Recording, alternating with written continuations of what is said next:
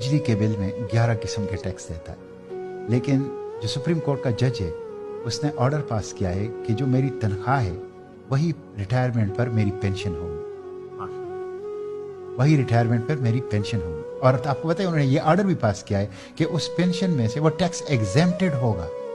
ये कौन से जज साहब हैं सर? ये सुप्रीम कोर्ट के तमाम जजेस। माशाअल्लाह, इस पे यूनानिमस बेंच बैठा। मैं आपको एक और दिलचस्प आदादशुमार बताऊं, आप जरा इस पे स्टडी कर लें। पाकिस्तान में जो अभी पेंशन की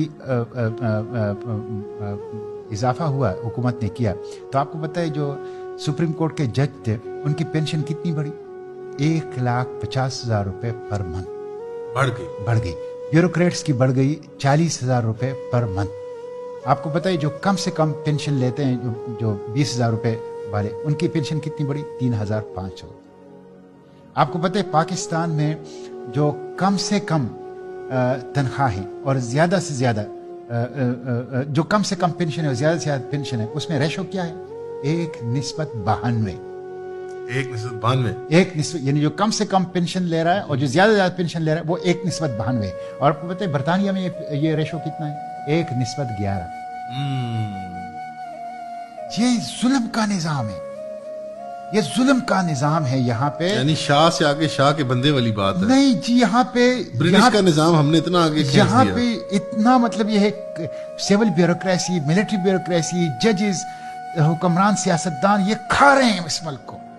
आप अंदाजा नहीं कर सकते कि इस वक्त ये एक तो करप्शन है ना, वो तो मैं आता हूं, वो तो दूसरी बात है, वो तो इसके अलावा है।